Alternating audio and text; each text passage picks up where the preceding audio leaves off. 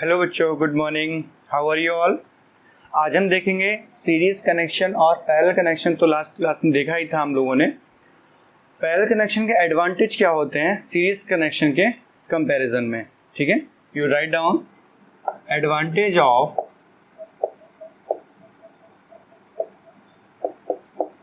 Parallel connection over series connection. देखो मैं आपको समझा देता हूं। सपोज आपने एक बल्ब लगाया सीरीज में, दूसरा बल्ब लगा दिया सीरीज में, ठीक है, और ये बैटरी से कनेक्टेड है। ठीक है, बैटरी से ये कनेक्टेड है, ये करंट फ्लो करेगा। सपोज किसी रीजन से ये बल्ब फ्यूज हो गया, ये बल्ब फ्यूज हो गया, तो क्या ये बल्ब जलेगा? ये बल्ब नहीं जलेगा, because they are connected in series. Second case देखो,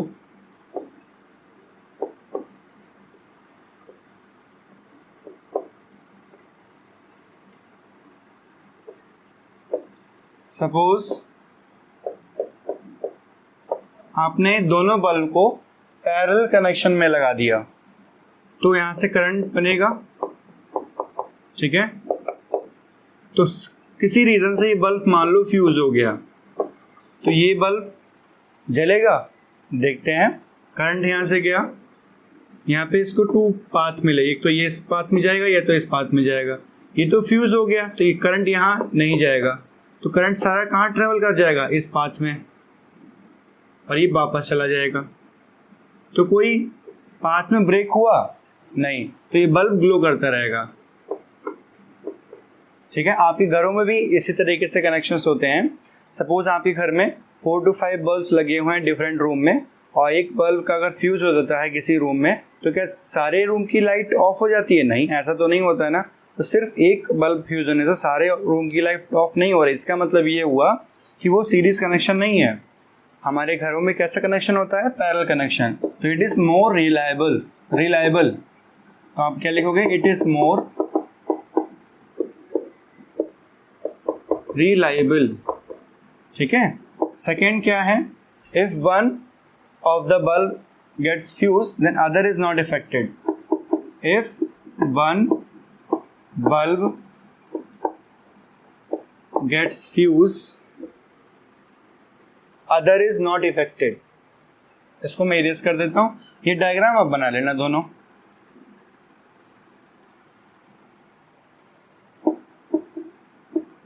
अदर इज नॉट अफेक्टेड। इसमें थर्ड पॉइंट है voltage remain same. Voltage remain same, ये मैंने आपको ऑलरेडी बता चुका हूं। पैरेलल में वोल्टेज सेम रहता है, करंट डिफरेंट रहता है। ठीक है, ये आप नोट कीजिए। सिमिलरली आप डिसएडवांटेज ऑफ सीरीज बोल सकते हैं। What are the disadvantage of series connection over parallel connection? इसका और करके भी आपसे पूछ सकता है। ठीक है, वो आप भी आप देख लीजिए, आपकी स्क्रीन पे फ्लैश कर रहा है।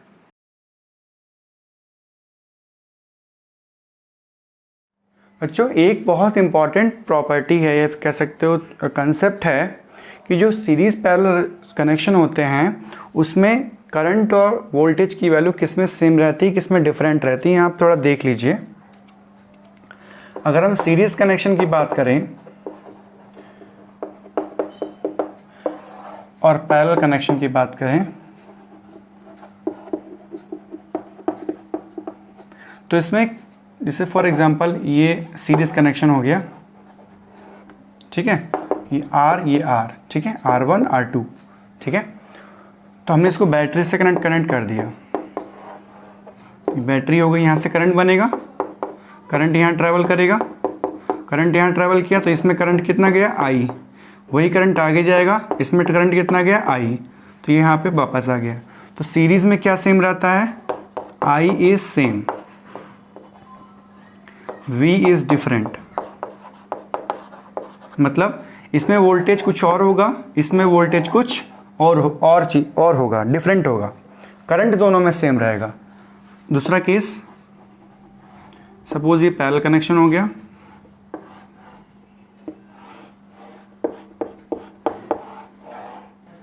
इसकी वैल्यू है R1, इसकी वैल्यू है R2, ये बैटरी है, उसका वोल्टेज है V। यहाँ से करंट बनेगा, ठीक है, करंट गया। यहाँ पे करंट के पास दो रास्ते हैं, या तो इधर जाए या तो इधर जाए। करंट डिवाइड हो गया, यहाँ पे I1 I2 में डिवाइड हो गया। तो पैरेलल कनेक्शन में जो है हमारा I क्या होता है, डिफरेंट होता है,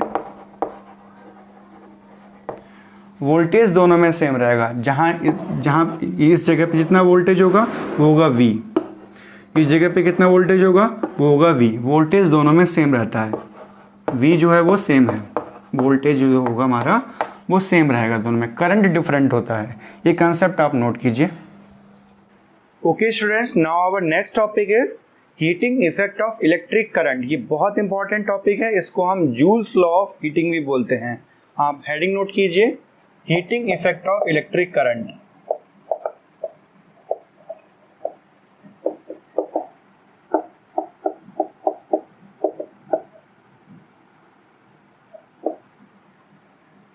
इलेक्ट्रिक करंट, इसको हम जूल्स लॉ ऑफ हीटिंग भी बोलते हैं।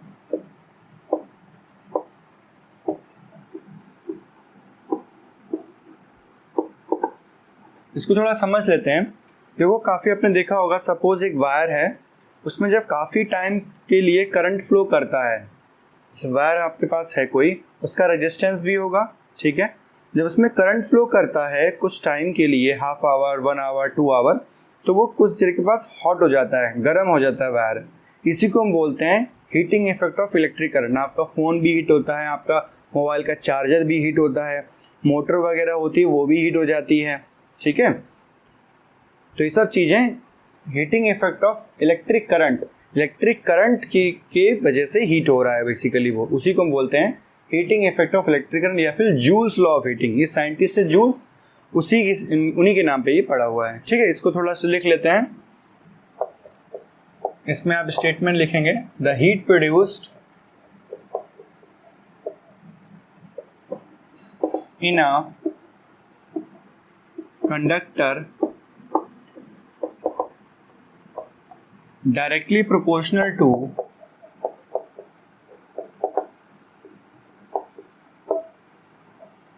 square of current, comma resistance and time। Means जो हीट प्रोड्यूस होती है वो डायरेक्टली प्रोपोर्शनल टू होती है आई स्क्वायर के, स्क्वायर ऑफ करंट, और डायरेक्टली प्रोपोर्शनल होती है रेजिस्टेंस के, और डायरेक्टली प्रोपोर्शनल होती है टाइम के, ठीक है। अगर मैं तीनों को कंबाइन करूं तो क्या हमें मिलेगा, आई स्क्वायर आर टी। अगर मैं डायरेक्टली प्रोपोर्शनल साइन हटाऊंगा तो क्या होगा, यहाँ पे के की वैल्यू आएगी आई स्क्वायर आर टी, के की वैल्यू यहाँ पे 1। तो फॉर्मूला क्या बना हमारा, H is equals to I square R T. ये आप बहुत इंपॉर्टेंट फॉर्मूला है, आप नोट कीजिए। देखो, ये तो जूल्स लॉ ऑफ हीटिंग का मैंने स्टेटमेंट हो गया, बट अगर आपको लिखने के लिए आता है तो आप इसमें ऐड ऑन कर सकते हो, एक्स्ट्रा लिख सकते हो कि whenever a current flow in a wire, it become hot, गर्म हो जाता है वो। इसी को बोलते हैं जूल्स लॉ ऑफ हीटिंग या heating effect of electric current. ये आप कंप्लीट नोट कीजिए। और ये जो हीट प्रोड्यूस हुई है इसकी यूनिट होती है जूल। ये तो आपको पता ही होगा कि एनर्जी है तो जूल ही यूनिट होगी, ठीक है। Note down this. अगर हम चाहें तो इसको यहाँ पे ये फॉर्मूला आया है प्रूव भी कर सकते हैं और मेथड से, मैं आपको वो भी बता देता हूँ। Mathematical proving of Joule's law, mathematical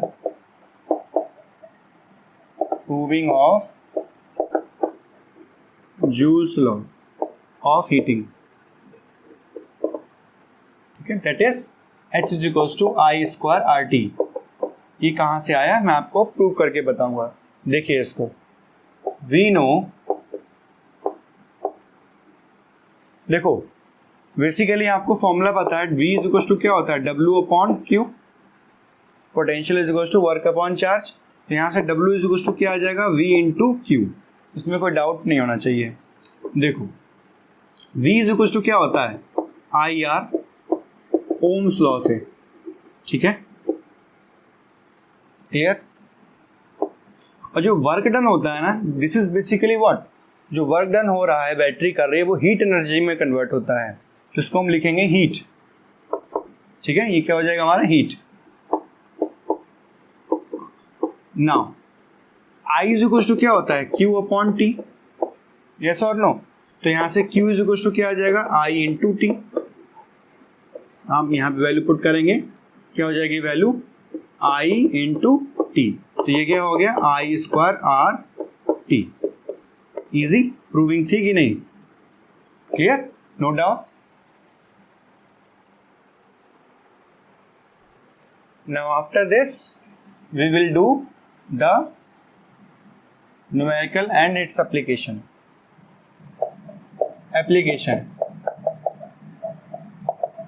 of Joule's law।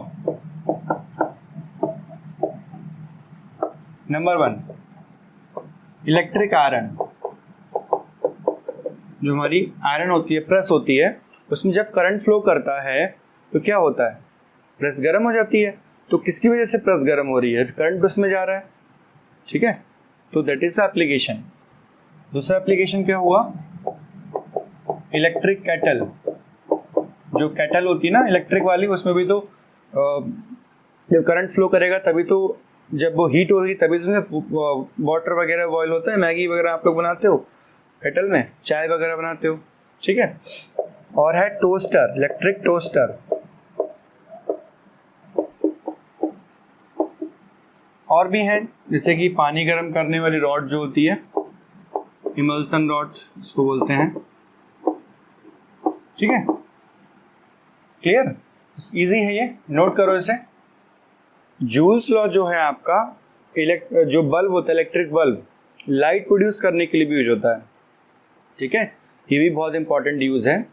तो उसका जो फिलामेंट होता है बल्ब, इलेक्ट्रिक बल्ब का, वो टंगस्टन का बना होता है, उसका टेम्परेचर अराउंड 3300 कुछ जाता है, 3380 अप्रॉक्स होता है डिग्री सेल्सियस, इतना टेम्परेचर हो जाता है उसका, तब वो ग्लो करने लगता है, ठीक है।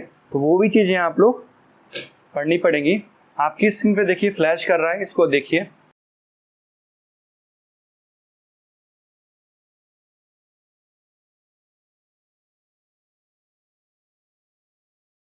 तो ये आप यूजेस पढ़ेंगे। फ्यूज जो होता है ना, इलेक्ट्रिक फ्यूज, उसमें जूल्स लॉ का भी एप्लीकेशन होता है। उसमें बेसिकली जो फ्यूज होता है वो एक, उसका मेल्टिंग पॉइंट बहुत कम होता है, लो मेल्टिंग पॉइंट का एलॉय यूज करते हैं, जिससे कि जब करंट ज़्यादा आता है तो वो मेल्ट हो जाता है, heating effect of electric current की वजह से, तो आगे करंट सप्लाई नहीं करता है, तो सर्किट हमारा ब्रेक हो जाता है, ठीक है। जैसे कभी कभी देखा होगा आप लोगों ने, जब ज़्यादा तेज पावर सप्लाई हमारे घरों में आती है तो क्या होता है, फ्यूज जो एमसीबी जो होती है, एमसीबी ट्रिप हो जाती है, that is basically acting as a circuit breaker.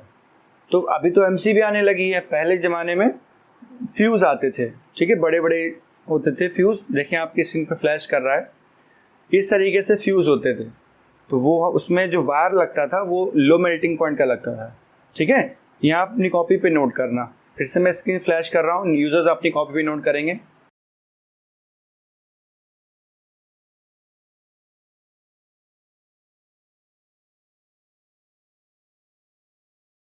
Now we will see what is electric power. It is basically a rate of change of work, ठीक है, rate of doing work you can say, आपने class 9 में पढ़ा होगा what is power, electric power क्या होती है। तो रेट ऑफ डूइंग वर्क, अब यहाँ पे वर्क कौन करेगा, बैटरी करेगी। जैसे आपने देखा होगा, जैसे आप मार्केट जाते हो तो बल्ब वगैरह बोलते हो कितने वाट का बल्ब है, ये 25 वाट का है, 40 वाट का, 60 वाट का, 100 वाट का, that is basically watt means that is a unit of power, you are talking about power, ठीक है। जैसे टीवी होती है 60 वाट की, 100 वाट की, कूलर होता है, फैन होता है 50 watt, 100 watt, that is basically power, work upon time, okay. आप डेफिनेशन नोट कीजिए इसकी।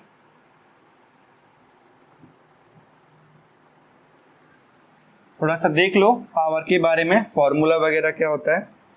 पावर क्या होता है, फॉर्मूला बेसिकली होता है P is equal to V I, ये आपको लर्न करना पड़ेगा, ये बहुत इंपॉर्टेंट फॉर्मूला है। ये आया कैसे वो भी देख लेते हैं। आपकी बुक में इसकी प्रूविंग नहीं दी गई है, मैं करा देता हूँ प्रूविंग। देखो प्रूविंग एग्जाम में पूछी जा सकती है, इंपॉर्टेंट है। देखिए पावर क्या होता है, वर्क अपॉन टाइम, इसमें कोई डाउट नहीं है, ठीक है। क्लास 9 में भी आपने पढ़ा होगा रेट ऑफ डूइंग वर्क। अब फॉर्मूला एक मैंने आपको बताया था, V is equal to W upon Q. यहाँ से W क्या हो जाएगा, V into Q, value put कर दीजिए, V into Q upon time. अब फॉर्मूला मैंने एक और बताया था, I is equal to Q upon T, तो ये क्या हो जाएगा I।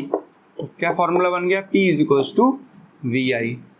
क्लियर, तो ये आपका फर्स्ट फॉर्मूला हो गया, ठीक है। अब मैंने एक और फॉर्मूला बताया था आपको, V is equal to IR, Ohm's law. अगर मैं इसमें V is equal to IR value put कर दूँ तो क्या हो जाएगा, ये P is equal to IR into I, क्या बन जाएगा ये I स्क्वायर R, ठीक है।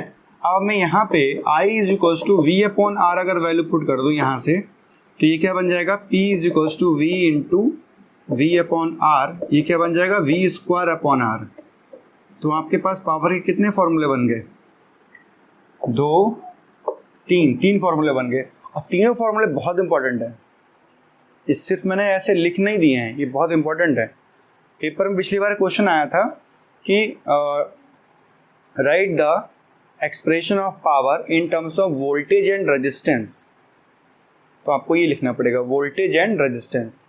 एग्जाम में ऐसा पूछ सकता है,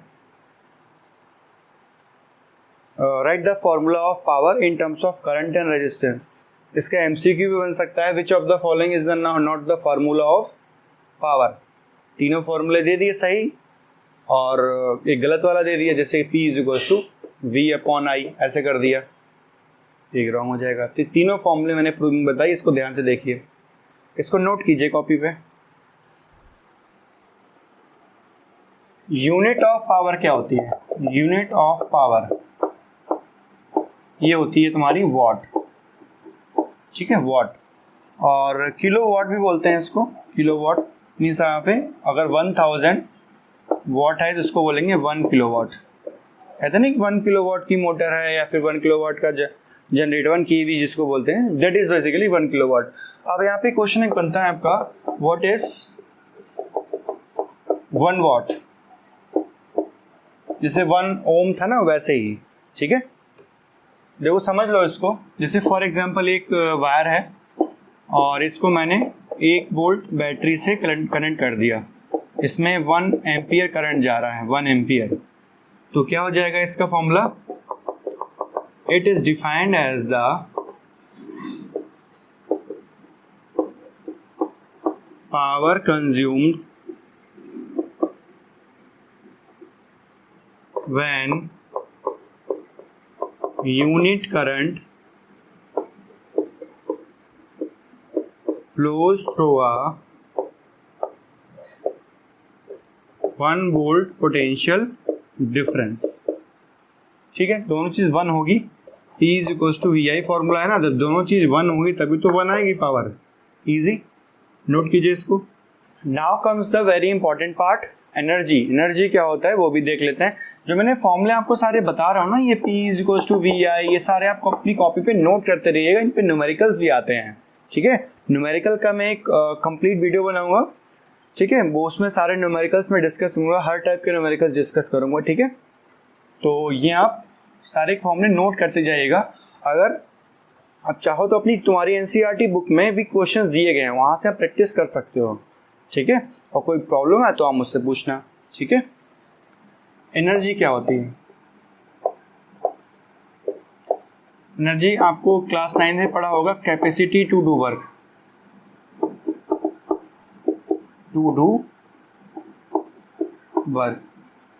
ठीक है। बट इलेक्ट्रिसिटी में एनर्जी होती है power into time, E is equal to PT। अगर आपको याद हो तो ये क्लास 9 में भी फॉर्मूला मैंने बताया था, where power is in kilowatt, ये किलोवाट में रहेगी, टाइम जो होगा वो आवर में होगा, ठीक है, आवर में होगा, और एनर्जी जो होगी वो किलोवाट आवर में होगी, ठीक है, ये ध्यान रखना, ठीक है। सपोज एक क्वेश्चन लेते हैं, यहीं पे एक बल्ब है, ठीक है, और ये 100 वाट का बल्ब है, ठीक है, और 1 घंटे के लिए जल रहा है, 1 आवर के लिए जल रहा है। तो इसने कितनी एनर्जी कंज्यूम करी, कितना यूनिट बनेगा? तो E इज इक्वल टू क्या हो जाएगा, P इंटू टी। अब यहाँ पे पावर किस में है, वाट में है, इसको हमें किलोवाट में कन्वर्ट करना पड़ेगा, दैट इज 0.1, और टाइम कितना है 1, कितना आ गया 0.1 किलो वाट आवर। और यही तुम्हारी यूनिट्स होती हैं जो इलेक्ट्रिसिटी मीटर मेज़र करता है, यही आपकी यूनिट्स होती हैं, ठीक है, जो मंथली आती हैं। क्लियर हुआ क्वेश्चन आपको? एक मैं और क्वेश्चन करा देता हूँ, इसको आप नोट कीजिए।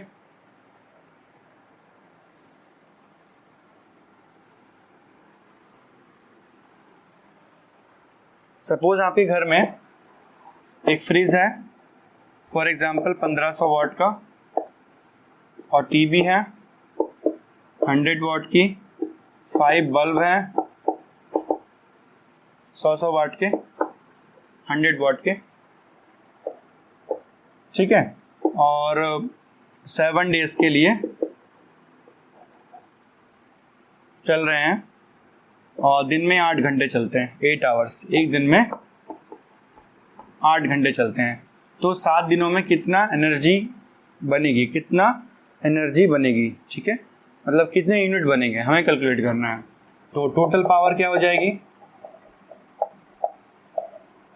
कितना हो जाएगी 1600, और ये 500, कितना हो गया 21,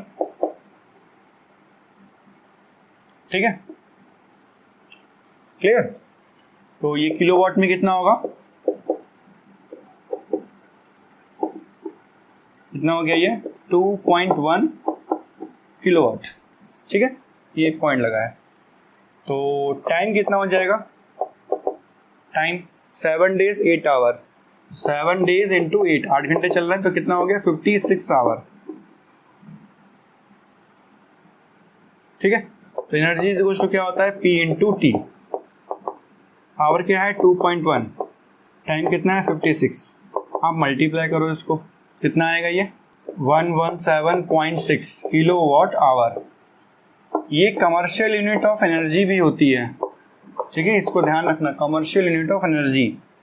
अगर मान लो गवर्नमेंट आपसे 7 रुपीज़ पर यूनिट ले रही है,